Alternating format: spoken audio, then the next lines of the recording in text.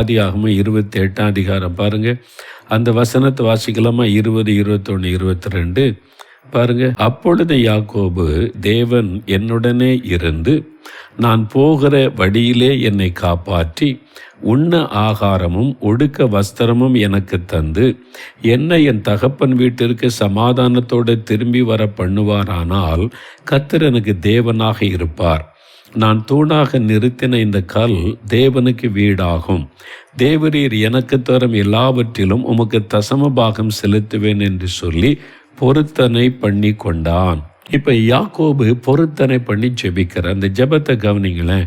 இப்போ நம்ம ஃபேமிலிக்காக நம்முடைய தேவைக்காக ஜெபிக்கும் போது முதலாவது சொல்கிறாரு, தேவன் என்னோட கூட நீர் இருந்து நீர் என் கூட இருக்கணும். அதான் முதலாவது. ஆண்டவரே, நான் இப்போ தான் உங்களை தரிசிக்கிறேன் என்று பேசுனீங்க, நீங்கள் என் கூட இருக்கணும். நம்ம போகிறேன் ஒரு அந்நிய தேசத்துக்கு, என் கூட நீங்கள் இருக்கணும். ஒரு அழகான ஜெபம், என் கூட நீங்கள் இருக்கணும்.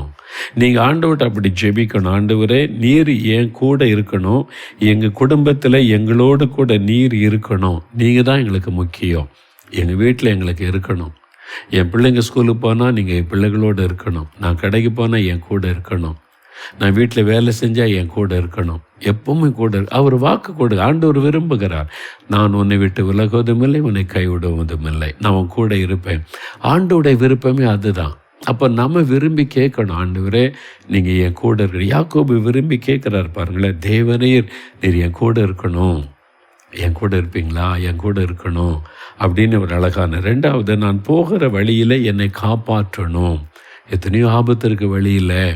நான் நடந்து போகிறேன், மிருகங்களினால் ஒரு ஆபத்து, பொல்லாத மனிதர்களால் வரக்கூடிய ஆபத்து. நான் போகிற வழியில் சில கிராமங்கள் பட்டணங்களை தாண்டி போகணும். அந்த மக்கள்லாம் எப்படிப்பட்டவங்க, என்ன இருதயம் கொண்டவங்க, திருடர்களாக இருப்பாங்களா தெரியாது. என்னை நீங்கள் தான் காப்பாற்றணும். 21ஆம் வசனத்தில், என்ன என் தகப்பன் வீட்டுக்கு சமாதானத்தோடு திரும்பி வர பண்ணணும். நான் இப்போ போகிறேன் அந்நிய தேசத்துக்கு, நான் எங்கள் அப்பா அம்மா விட்டுட்டு போகிறேன், திரும்ப வரணும், சமாதானத்தோடு வரணும். அம்மாவுக்கு சோகம் இல்லையா, அம்மா சீரியஸ், அப்பா அந்த மாதிரி செய்தியோடு வரக்கூடாது, சமாதானத்தோடு வரணும். அது சொல்கிறார் பாருங்க, அந்த சமாதானத்தோடு திரும்பி வர பண்ணணும். நிறைய பேர் வெளிநாட்டிலேருந்து பார்க்குறீங்க, இந்தியாவிலேருந்து போய் ஐரோப்பா நாடுகளில், அமெரிக்கா, கனடாவில் பல இடத்துல வேலை செய்கிறீங்க. படிக்க வந்திருக்கேன் சம்பாத்தியத்துக்காக. எல்லாம் முடிச்சுட்டு சமாதானத்தோடு திரும்பணும்ல, ஒரு குழப்பத்தோட, இழப்போட, வேதனையோடு அல்ல. நீங்கள் ஜெபிச்ச ஆண்டவர் அந்த ஜெபத்துக்கு பதில் தருவார். ஆண்டவரே, நான் சமாதானத்தோடு திரும்பணும். இது வெளியூரில் இருக்கிறவங்க மாத்திரம் இல்லை, எங்கள் வீட்டுக்குள்ளே சமாதானம் இருக்கணும். கணவன் மனைவி பெற்றோர் பிள்ளைகளுக்குள்ள ஒரு சமாதானம். எங்கள் வீடுன்னா அது சமாதானமாக இருக்கணும். எங்கள் குடும்பம்னா அதில் ஒரு சமாதானம் இருக்கணும். நீங்கள் ஜெபித்து பாருங்களேன், அந்த சமாதான தேவ பிரசன்னம் சமாதானத்தை கொண்டு வரும். இப்போ அடுத்தது ஒன்று சொல்கிறாரு, என்ன தேவரீர் எனக்கு தரும் எல்லாவற்றிலும் உமக்கு தசமபாக செலுத்துவேன். ஆண்டவர் கேட்கல, சரி யாக்கோபு நான் ஆசீர்வதிக்கிறேன், தசமம் தருவியா அப்படி கேட்டாரா? ஆண்டவர் கேட்கல.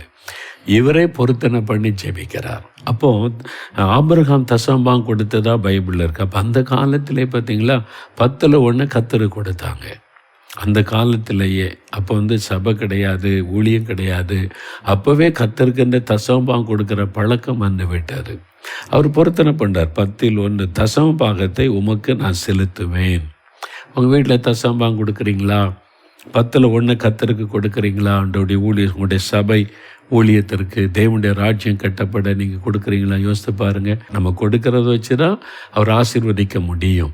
அதனால் அவர் பொருத்தனை பண்ணார், நான் தசமபாக செலுத்துவேன். அதனுடைய விளைவு என்ன? யாக்கோபு கோடீஸ்வரனாய் திரும்பி வருகிறார். 2 பரிவாரங்களோடு, வெறுங்கையோடு ஒரு கோலோட போனேன். இப்போ மனைவி, பிள்ளைகள், சொத்துக்கள், ஒட்டகங்கள், ஆடுகள், மாடுகள், வேலைக்காரிகள், பெரிய கோடீஸ்வரனாய் திரும்பி வருகிறார். 20 வருஷத்துக்குள்ள தேவன் எப்படி கொண்டு போயிட்டார் பார்த்தீங்களா? நீங்கள் பைபிளை வாசித்து பாருங்கள். வெறும் கையோட போகிற, கோலோட போகிறாரு. 20 வருஷத்துக்குள்ள தேவன் அவருக்கு அந்த ஆடு, மாடு, ஒட்டகம், அந்த விலையெல்லாம் போட்டு பார்த்தீங்கன்னா அது தன்னுடைய சகோதரனுக்கு கிஃப்டாக அனுப்புகிறதே பல லட்சம். அப்போ தேவன் எப்படி செல்வத்தை கொண்டு வந்திருக்கா பாருங்க. அவர் பொருத்தனை பண்ணுறாரு, தசமபாகத்தை உமக்கு தருவாண்டவரே.